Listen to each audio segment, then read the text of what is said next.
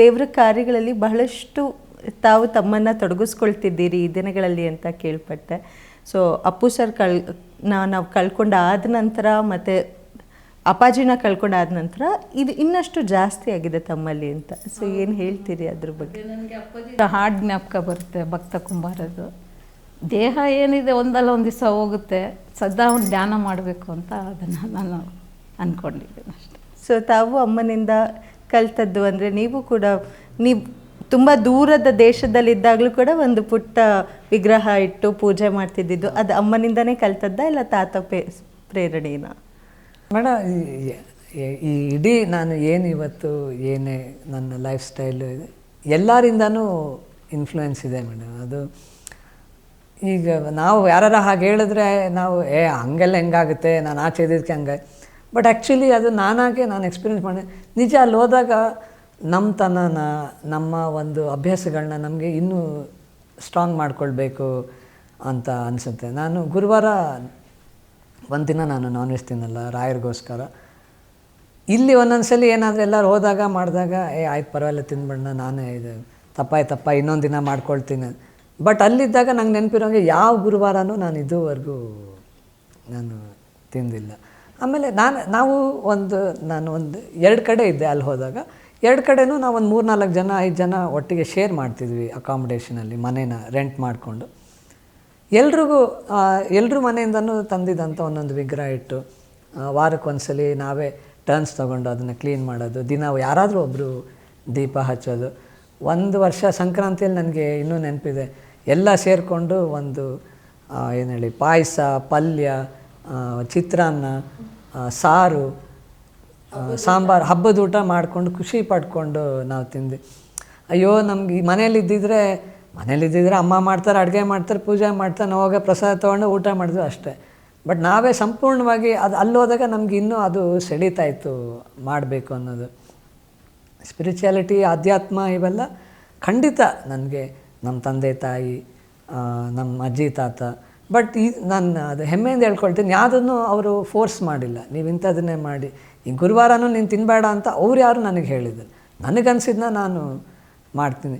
ನಮ್ಮ ಸಾಕಷ್ಟು ನಮ್ಮ ತಂದೆ ತಾಯಿ, ನಮ್ಮ ಅಜ್ಜಿ ತಾತ ಸಾಕಷ್ಟು ದೇವಸ್ಥಾನಗಳಿಗೆ ಚಿಕ್ಕ ವಯಸ್ಸಲ್ಲೇ ಕರ್ಕೊಂಡೋಗಿದ್ರು. ನಮ್ಮ ಮನೇಲಿ ಒಂದು ಅಭ್ಯಾಸ ಇತ್ತು, ಆ್ಯಸ್ ಫ್ಯಾಮಿಲಿ ನಾವು ಟ್ರಾವೆಲ್ ಮಾಡಿದ್ರೆ ಬೆಳಗ್ಗೆ ಹೊರಟಾಗ ಫಸ್ಟು ಒಂದು ಅರ್ಧ ಗಂಟೆ ಬರೀ ದೇವರ ಹಾಡನ್ನೇ ನಾವು ಕೇಳ್ತಾಯಿದ್ವಿ ಗಾಡಿಯಲ್ಲಿ. ನಮ್ಮ ತಾತ ಸಾಕಷ್ಟು ನಿಮಗೆ ಗೊತ್ತು ಎಲ್ಲ ದೇವರುಗಳ ಮೇಲೂ ಭಕ್ತಿಗೀತೆಗಳನ್ನ ಯಾವ್ದಾರ ಒಂದು.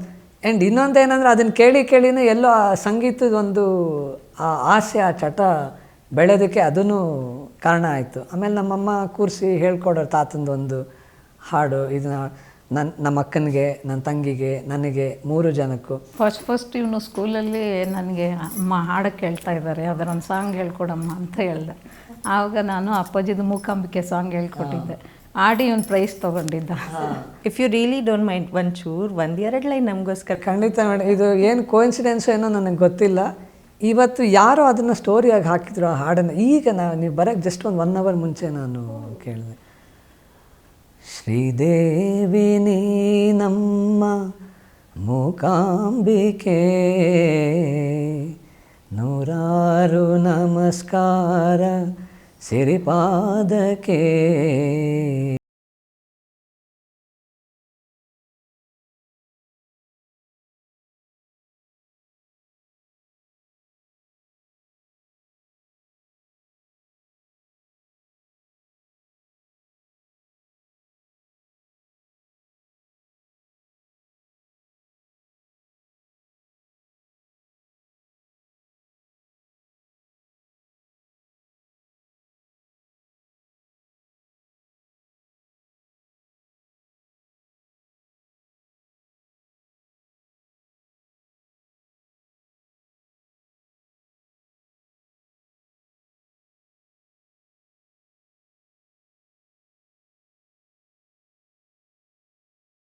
ಪಾದಕ್ಕೆ.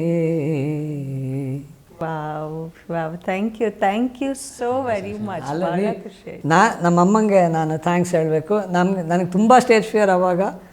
ಆದ್ರೂ ಇಲ್ಲ, ನೀವು ಕಲಿಬೇಕು, ನೀವು ಹಾಡಬೇಕು ಅಂತ ನಾವು 3 ಜನ, ನಮ್ಮ ಅಕ್ಕನಿಗೆ, ನನ್ನ ತಂಗಿಗೆ, ನನಗೆ 3 ಜನಕ್ಕೆ ಕೂರಿಸಿ ನೀ ಈ ಹಾಡಾಡು, ನೀ ಈ ಹಾಡಾಡು, ನೀ ಈ ಹಾಡಾಡು ಅಂತ ಸಂಗೀತದ ಇನ್ನೊಂದು ಒಂದು ಮೂಮೆಂಟ್ನ ಹಂಚ್ಕೊಳ್ಳೇಬೇಕು ನಮ್ಮ ಫ್ಯಾಮಿಲಿಯಲ್ಲಿ.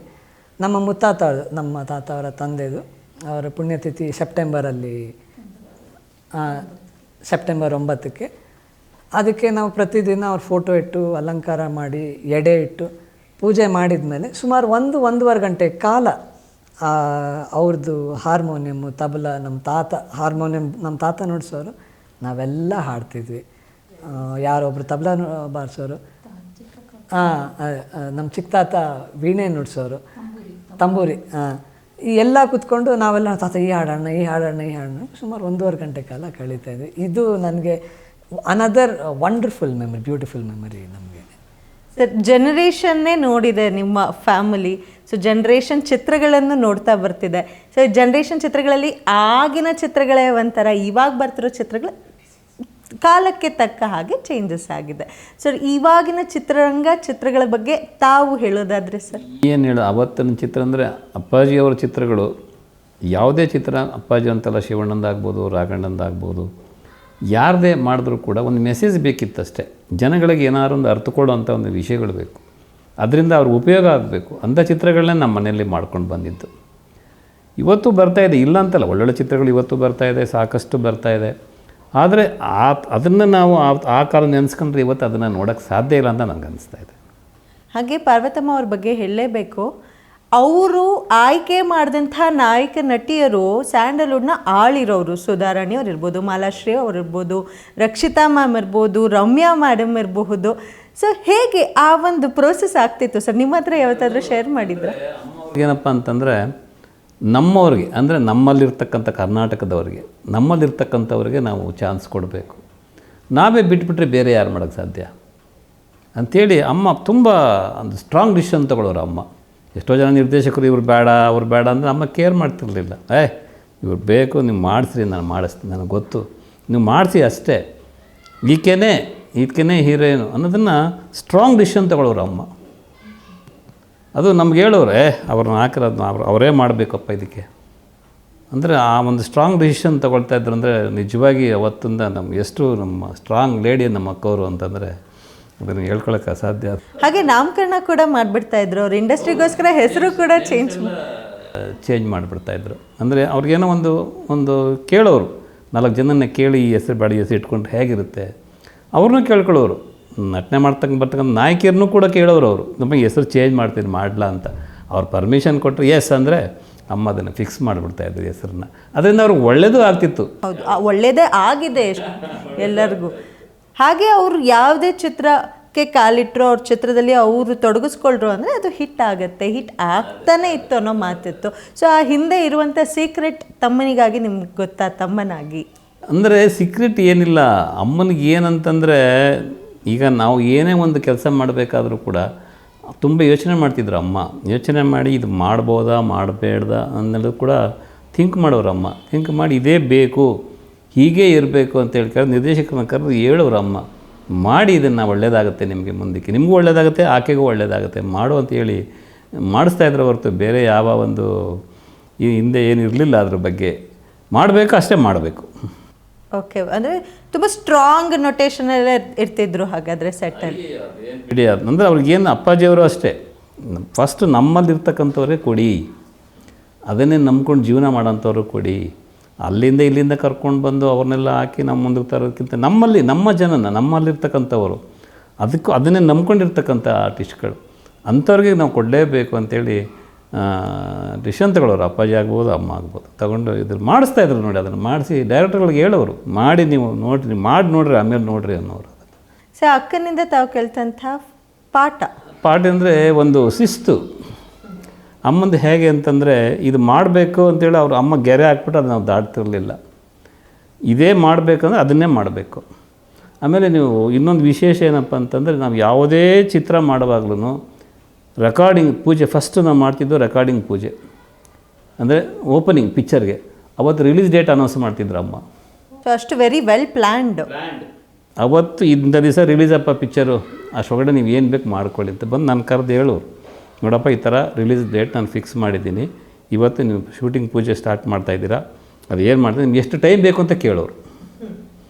ನಮಗೆ ನಾವು ಡೈರೆಕ್ಟ್ ಅದ್ರ ಕೂತು ಮಾತಾಡಿ ಇಲ್ಲ ಇಷ್ಟ ಸಾಕು ಅಂತೇಳಿ ಅದ್ರ ಪ್ರಕಾರ ಅಂದರೆ ಪ್ಲ್ಯಾಂಡ್, ನೀವು ಹೇಳಿದ್ರಲ್ಲ ಪ್ಲ್ಯಾಂಡ್, ಅದು ಹಿಂಗೆ ಆಗಬೇಕು, ಇಂಥ ದಿವಸ ರೆಕಾರ್ಡಿಂಗ್ ಅವತ್ತೇ ರೆಕಾರ್ಡಿಂಗು, ಅವತ್ತೇ ರೆಕಾರ್ಡಿಂಗ್ ಯಾವತ್ತಾಗಬೇಕು, ಡಬ್ಬಿಂಗ್ ಆಗಬೇಕು, ಶೂಟಿಂಗ್ ಡೇಟ್ಸ್ ಏನು, ಎಲ್ಲಿ ಸೆಟ್ಸ್ಗಳು, ಏನು ಡ್ರೆಸ್ಸು, ಪ್ರತಿಯೊಂದು ನಮಗೆ ಪೇಪರಲ್ಲಿ ಬಂದುಬಿಡ್ಬೇಕು.